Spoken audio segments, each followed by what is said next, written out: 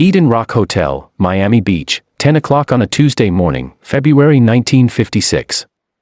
Estelle Marcus, 53, the Grand Concourse, the Bronx, the wife of a coat manufacturer who stays behind in the showroom on 7th Avenue and flies down on Fridays. She is in Cabana 47, in the second row of the Cabana colony, on the 11th day of a stay that runs to the first week of March. The Cabana has a telephone. It has her name on the attendance list. It has a card table set up by 9:15, because the attendant knows the canasta game starts at 10, and that Mrs. Marcus takes her iced coffee before the cards, not with them. The hotel behind her is 2 months old. It opened in December, but Estelle Marcus is not new to this. This is her 9th winter on Collins Avenue. She moved here from a hotel 4 blocks south because her sister-in-law had seen the lobby in November and reported the rosewood columns and the staircase, and because the Cabana colony at the new hotel had a waiting list before the paint was dry. Here is the thing worth stopping on. Estelle Marcus has a room in this hotel, an ocean view double on the 8th floor. It is 60 seconds from this Cabana. And yet the Cabana, a small roofed room beside a swimming pool, is the address that matters. Her mail from the Bronx is brought to the Cabana. Her lunch is served at the Cabana. When somebody at this hotel needs to find Estelle Marcus, nobody calls the 8th floor. So the first question of this story is a simple one. Why does a woman with a perfectly good hotel room rent a second, smaller room, 30 steps away, beside a pool, and why did that second room have a waiting list before the hotel had even opened? The answer begins with a grudge. In December 1954, the Fontainebleau opened one lot to the south, the largest, loudest hotel Miami Beach had ever seen, built by Ben Novak with Morris Lapidus as architect. Harry Mufson, a Philadelphia-born retailman, had been one of Novak's partners. The partnership did not survive the first season. The falling out, over control, over credit, over whose hotel it really was, ended with Mufson out. What he did next was surgical. He took the oceanfront parcel immediately north, at 4525 Collins Avenue, hired the same architect, and told Lapidus, in effect, build me the same thing, only finer. The Eden Roc opened in December 1955, named for the Hotel du Cap Eden Roc at Antibes. An oval lobby. Italian marble. Dark rosewood columns. A curved staircase whose entire purpose was to be descended slowly, in evening clothes, in front of people. A supper club called the Café Pompey, and a bar called Harry's American Bar, because Mufson wanted his first name on something Novak would have to drive past. Period accounts place Harry Belafonte on the opening entertainment, one of the highest-paid nightclub performers in America, singing in a brand-new room 1 lot north of the partner who had been left behind. Novak, by most accounts, never forgave Lapidus for taking the job. So the evenings had their stage. But Estelle Marcus's waiting list was not for the staircase. Which brings us back down to the water at 10 in the morning. What, exactly, did the Cabana colony organize? Before we continue, if this kind of documentation is what you have been looking for, consider subscribing. Every video on this channel goes into one specific element of the American Beach Hotel between 1920 and 1980, the lobby, the dining room, the pool terrace, the Saturday night ballroom, the staff who knew which table was yours before you sat down, and what each of these things meant for the specific people who organized their year-around being in them. Not nostalgia for old swimming pools. The documented social reality of an institution that gave some Americans a dining room captain who knew their name and turned other Americans away at the reservation desk. What the Eden Roc Cabana Terrace gave Estelle Marcus in February 1956 was a daytime address where she was somebody particular, and the standardized pool deck that replaced it 2 decades later was not designed to know who anybody was. And if you stayed in these hotels, or your family did, put it in the comments. Did your family rent a cabana on Collins Avenue, or anywhere on the American coast, and what happened at that cabana that could not have happened anywhere else in your family's year? In a coming video, the Fontainebleau's Stairway to Nowhere, the most famous staircase in American hotel history, and what it was actually built to do. Back to the lobby. Start with what a cabana was not. It was not shade. The hotel would bring you an umbrella for nothing. It was not a changing room, though it contained one. A cabana at a Collins Avenue Grand Hotel was a daytime address. Period accounts of the Collins Avenue Cabana colonies describe seasonal rentals that could cost as much as a good used car, for a roofed room, a strip of deck, and a telephone. The telephone mattered. A cabana with a phone meant you could be reached, and being reachable meant you were somebody with reasons to be reached. The morning had its liturgy. Chairs angled by 9. Iced coffee at 9:45. Canasta at 10, the same 4 women, the same table, the score kept in a spiral notebook that lived at the Cabana all season. Lunch arrived on trays, nobody dressed to go inside. The pool itself was almost beside the point. Hardly anyone swam before noon, and the ocean, free, enormous, 50 yards away, went largely unused, because the ocean did not know who you were, and the Cabana colony did. On Fridays the husbands appeared, off the New York flights, pale men in business suits walking down the pool steps into a world their wives had been governing all week. The front row faced the pool, the second row faced the front row, and everybody understood the difference, because the colony was a theater and the seating chart was the point. A stage, then, with a strict guest list. Which raises the question the deck chairs never had to ask out loud, who was never going to appear in that second row at 10 in the morning, not because they could not afford the season, but because the reservation desk would not take their name. Before you can understand the Cabana colony's guest list, you need to understand what the reservation desk on Collins Avenue had been doing for 30 years. In the 1920s and 1930s, Miami Beach hotels advertised themselves with 2 words, restricted clientele. The phrase meant no Jews. Placards in hotel windows said, Gentile clientele only, and the people those placards excluded included, precisely, families like the Marcuses of the Grand Concourse. In 1949, Miami Beach outlawed the discriminatory signage. And in one of the sharpest reversals in American resort history, the great post-war hotels of Collins Avenue, the Fontainebleau, the Eden Roc, were built largely by Jewish developers for a largely Jewish winter clientele, on the same sand where the placards had hung. The Cabana colony of 1956 was, among everything else, a stage built by the formerly excluded. But the reversal had a boundary, and the boundary was color. Black Americans in 1956 could build a Collins Avenue hotel, clean it, cook in it, and headline its supper club.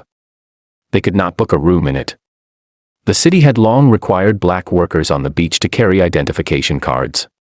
When black travelers planned a Miami trip, they opened a green book, the guide that listed where a black family could actually sleep, and the green book pointed across the bay, to Overtown, to the Mary Elizabeth and the Sir John, and, from 1954, to a new motel in Brownsville called the Booker Terrace, later renamed the Hampton House, with its own pool and its own jazz club, built because the oceanfront said no.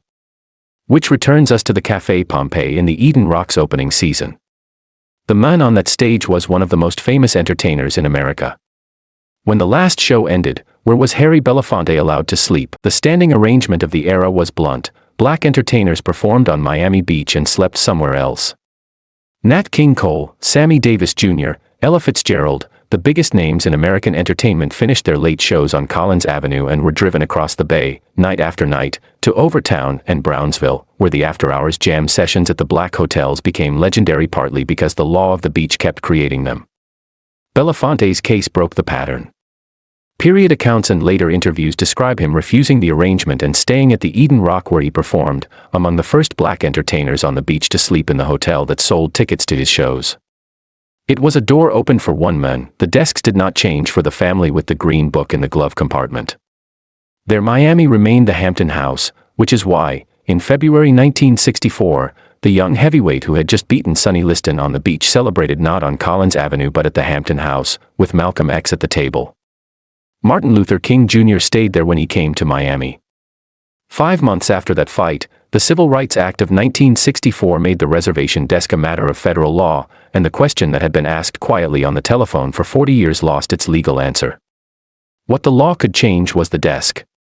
What it could not change was the sky. Because 3 years before the act, one block of the sky over the Eden Roc pool had begun filling with concrete. To see it, step back to 1959, what was Ben Novak building on his north lot line, and why did the Eden Roc's lawyers already suspect they were going to lose? In the late 1950s, Novak announced an addition to the Fontainebleau, a 14-story tower, set hard against the property line he shared with the Eden Roc, positioned so that, every winter afternoon, its shadow would fall across his former partner's pool and Cabana colony. The Eden Roc's owner sued to stop it. The case carries the hotel's street address as its name, Fontainebleau Hotel Corporation v. 4525, Inc., and in 1959 a Florida appeals court delivered a ruling still taught in American law schools: a landowner has no legal right to the free flow of light and air from the neighboring lot. Even if the tower was built partly out of spite, spite was not illegal. The tower went up, completed in the early 1960s, its north face, the face looking down at the Eden Roc, famously near windowless. Miami Beach gave it the name it still carries, the Spite Wall. And every winter afternoon, on schedule, the shadow crossed the deck where Estelle Marcus's canasta game sat. Mufson's answer was in character. If the Fontainebleau owned his afternoon sun, he would buy new sun. The Eden Roc pushed its deck toward the ocean and added a second pool out of the shadow's reach, and the colony adjusted its geography the way a theater adjusts its lighting. Understand what the fight was actually about. A shadow at 2 in the afternoon is worth 14 stories of concrete only in a world where 2 in the afternoon at the pool is the point of everything. Both men knew precisely what they were fighting over. Which raises the next question: who ran that world hour by hour? Who actually knew, by name and by iced coffee order, the people the shadow fell on? The Cabana attendant at a Collins Avenue Grand Hotel carried a season in his head. Which Cabana took its towels at 8 and which at 10? Which card game was serious and which was social?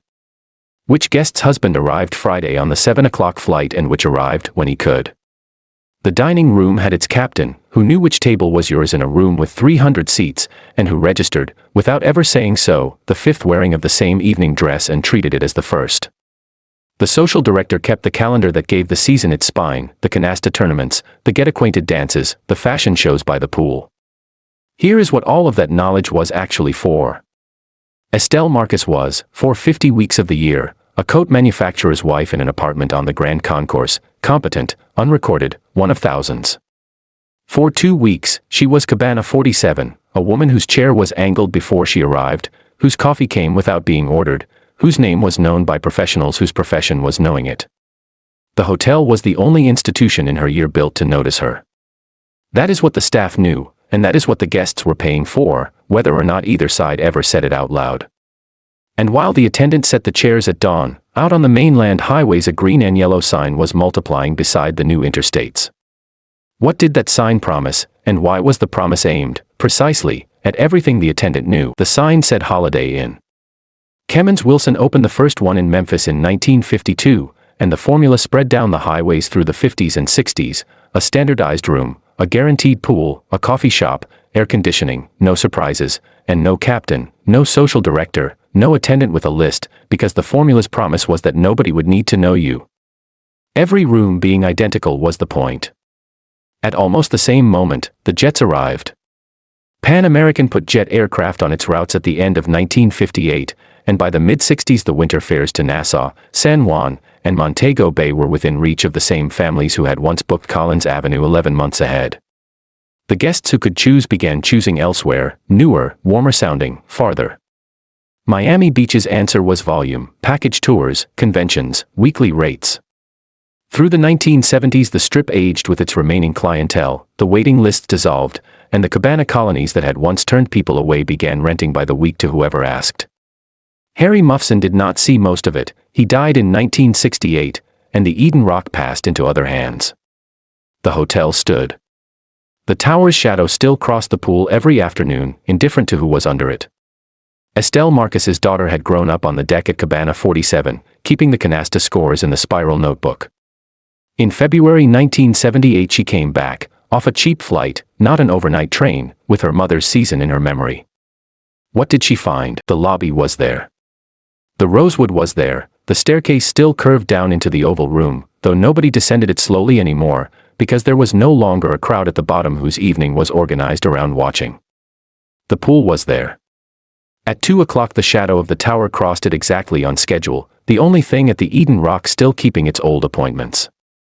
The cabanas rented by the week now, some by the day. There was no attendance list, because a list is only possible where the same people return. There was no card table set at 9:15, because nobody knew to set it. What the weekly rate gave the Cabana colony: flexibility, no waiting list, no commitment. What it did not give the colony: a use for a season. The deck did not know what the attendant had known since 1955, which chair was whose, which game was serious, which guest's coffee came before the cards. She sat where Cabana 47 had been, one afternoon, in the shade the lawsuit had failed to stop. The hotel was still there. The institution was gone. If this channel is going to keep documenting what the American Beach Hotel was, and what it meant to the people who shaped their year around it, subscribe. There are more lobbies, more dining rooms, more Saturday night dinner dances, more guests who packed 2 suitcases by category, and more families who traveled with the green book open on the front seat. The Cabana colony knew who Estelle Marcus was by 9:15 in the morning. The weekly rate pool deck that survived it was never designed to know anyone. And if you have a hotel, a lobby, a cabana, a pool terrace, a season, put it in the comments. Did anyone in your family keep a cabana on the American coast, and who took it over when they stopped coming? Next on this channel, the Fontainebleau Stairway to Nowhere, the most famous staircase in American hotel history, and what it was actually built to do. Estelle Marcus's daughter came back in February 1978. The lobby was there. The rosewood was there.